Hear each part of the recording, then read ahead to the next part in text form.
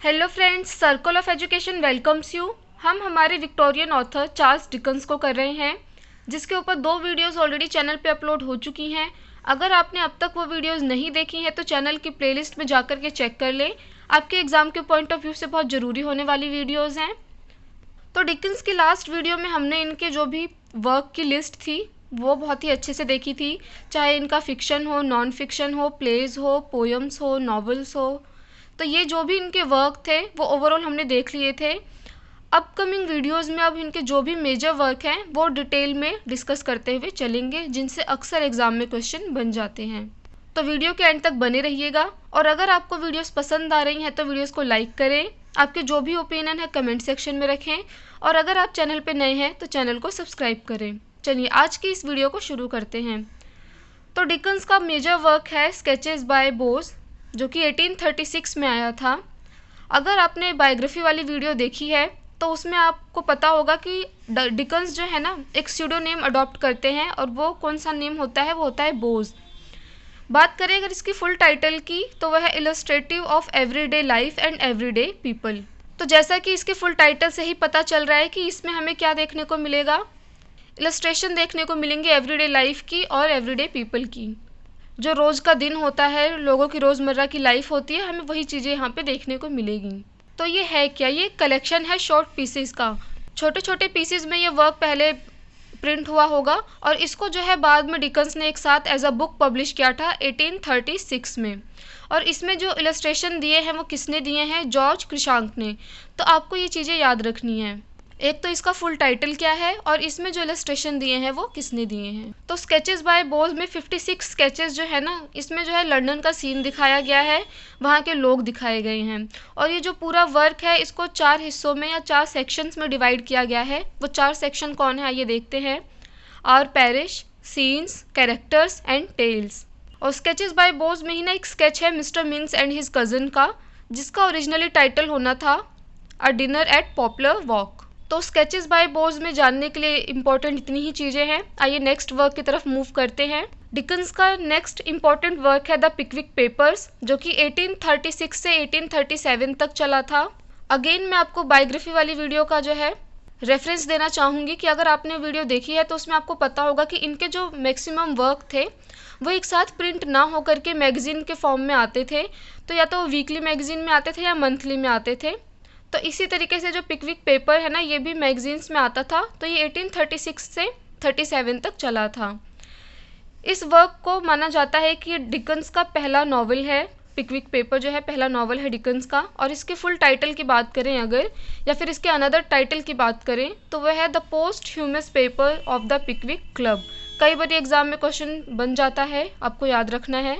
तो ये नॉवल क्या है, तो ये सीक्वेंस है एडवेंचर्स का। मतलब इस नॉवल में ना हमें बहुत सारे कैरेक्टर्स देखने को मिलेंगे, बहुत सारे एडवेंचर्स देखने को मिलेंगे। हालांकि वो एक दूसरे से बहुत ज़्यादा रिलेटेड नहीं होते हैं, लेकिन हमें देखने को मिलते हैं। बात करें अगर इस नॉवल के सेंट्रल कैरेक्टर की, तो वह है सैमुअल पिकविक, जो कि फाउंडर भी है पिकविक क्लब का। इस नॉवल में हमें मोर देन 350 कैरेक्टर्स देखने को मिलते हैं। और ये नॉवल जो है किस पे बेस्ड है, observation and findings during journey of 4 Pickwickians. Basically क्या है कि 4 लोग हैं, इनको भेजा गया है जर्नी पे, ये लोग निकले हैं।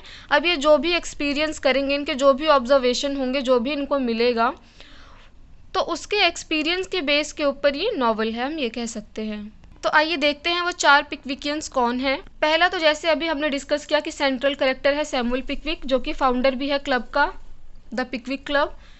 नेक्स्ट है मिस्टर नैथानियल विंकल, फिर है मिस्टर अगस्टस स्नोडग्रास, और फिर है मिस्टर ट्रेसी टपमैन। तो ये 4 जो लोग हैं ये निकलते हैं अपनी जर्नी पे। और ये जो करेक्टर्स है ना, इनको कॉमिकली दिखाया गया है, मतलब कॉमिक वे में ये करेक्टर्स जो हैं दिखाए गए हैं। और इसमें जो भी चैप्टर्स है ना नॉवल में, सबके साथ जो है एक कार्टून ड्रॉ किया गया है। और ये कार्टून किसने ड्रॉ किया है, एग्जाम में अक्सर क्वेश्चन बन जाता है, सेमोर ने। सेमोर कौन है, कॉमिक आर्टिस्ट है, आपको ये याद रखना है। तो होता क्या है कि जो क्लब के मेंबर्स होते हैं ना, उनको भेजा जाता है हंटिंग और फिशिंग के लिए कि कंट्री में जाओ, जर्नी पे भेजा जाता है बेसिकली। और इसके सब्जेक्ट की बात भी अगर करें तो travel in England country side जो है इसका सब्जेक्ट है। बात करें इसमें एक कैरेक्टर की, अल्फ्रेड जिंगल, तो ये एक ऐसा कैरेक्टर है जो कॉमिक, मतलब ये कॉमिक में है, लेकिन ये विलेन, थोड़ा बहुत विलेन का रोल प्ले करता है। होता क्या है कि थोड़ा अपना ना कुछ ट्रिक्स लगा के रखता है, जिससे जो पिकविकियंस हैं, जो चारों लोग हैं, वो हमेशा थोड़ी बहुत मुसीबत में फंस जाते हैं। और बात करें अगर नॉवल की एंड की कि वो ख़त्म कैसे होती है, तो एंड में जो है मैरिज दिखाई गई है। मिस्टर वार्डल्स की डॉटर होती है एमिली वार्डल, जिसकी शादी दिखाई गई है अगस्टस स्नॉडग्रास से। तो जब इसको डिकन लिख रहे होते हैं ना, तो ये जब लिख रहे होते हैं तो इनके मन में जो है आइडिया चल रहा होता है कि इसको ये स्पोर्टिंग क्लब के लिए लिखेंगे, लेकिन फिर ये इस आइडिया को ड्रॉप कर देते हैं क्योंकि इनको स्पोर्ट्स की इतनी ज़्यादा नॉलेज होती नहीं है। तो ये स्पोर्ट्स क्लब से जनरल क्लब पे स्विच कर जाते हैं। चलिए मूव करते हैं नेक्स्ट इम्पॉर्टेंट वर्क की तरफ। द ओल्ड क्यूरियोसिटी शॉप जो है डिकन्स का बहुत ही मेजर वर्क है। अक्सर एग्जाम में इसमें से क्वेश्चंस बन जाते हैं। तो ये भी जो वर्क है ना, ये भी जो है वीकली सीरियल में ही पब्लिश हुआ था, मास्टर हम्फ्रे क्लॉक में। और कब से कब तक पब्लिश हुआ था? 1840 से 1841 तक जो है ये चलता रहा था। और ऐसा माना जाता है कि नॉवेल जितनी भी है ना डिकन्स की, उसमें जो है मोस्ट सेंटिमेंटल नॉवल अगर कोई है तो वो द ओल्ड क्यूरियोसिटी शॉप ही है। बात करें अगर स्टोरी की, तो ये स्टोरी है नेल ट्रेंट की, जो कि अपने ग्रैंडफादर के साथ रहती है ओल्ड क्यूरियोसिटी शॉप में, जो कि लंदन में है। और डिकन्स ने ना इनकी एक पैथेटिक और जो मिजरेबल लाइफ है, जो एक गरीबी में जी रहे हैं ना, और क्या क्या परेशानियों का सामना इन्हें करना पड़ रहा है, डिकन्स ने ये सब जो है अपने इस वर्क में दिखाया है। तो डिकन्स दिखाते हैं कि कैसे नेल ट्रेंट जो है एक ग्लूमी एटमॉस्फेयर जो कि ओल्ड क्यूरियोसिटी शॉप का है, वहाँ पे अपनी ज़िंदगी बिता रही है। और वो जो शॉप है उसको चलाने वाले उनके ग्रैंडफादर हैं। ये जो है फाइनेंशियल डिफ़िकल्टीज़ बहुत ज़्यादा फेस करते हैं। तो अपनी शॉप को दोबारा से चलाने के लिए जो इनके ग्रैंडफादर हैं वो पैसे उधार लेते हैं डैनियल किल्प से, जो कि एक मनी लेंडर है और बहुत ज़्यादा क्रूएल होता है। तो ये जो है इनको पैसा दे देता है, लेकिन बाद में जो है ये पैसा लौटा नहीं पाते हैं। तो डैनियल क्या करता है ना, इनको हरास करने लगता है, परेशान करने लगता है, और इनकी जो दुकान होती है ना उस पर भी कब्जा कर लेता है। तो ये जो ओल्ड मैन है, यानी जो ग्रैंडफादर है नेल का, तो नेल और ग्रैंडफादर जो है वो वहाँ से भाग जाते हैं और कहाँ पे जाके शरण लेते हैं, एक कंट्री चर्च में। और कुछ टाइम बाद जो है दोनों की ही डेथ हो जाती है इस नॉवल के अंदर। और इसी तरीके से जो है ये कहानी यहाँ पे कंप्लीट होती है।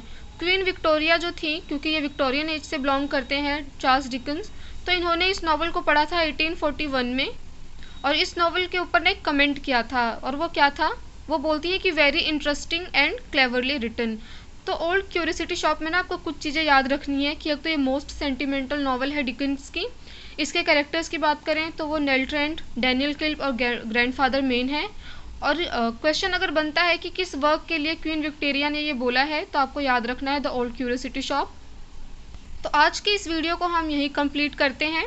अपकमिंग वीडियोस में और भी जो इनके मेजर इंपॉर्टेंट वर्क हैं उनको डिटेल में हम डिस्कस करते हुए चलेंगे। तो अगर आपको वीडियोस पसंद आ रही हैं तो वीडियोस को लाइक करें, आपके जो भी ओपिनियन है कमेंट सेक्शन में रखें, और अगर आप चैनल पर नए हैं तो चैनल को सब्सक्राइब करें। Thanks for watching this video.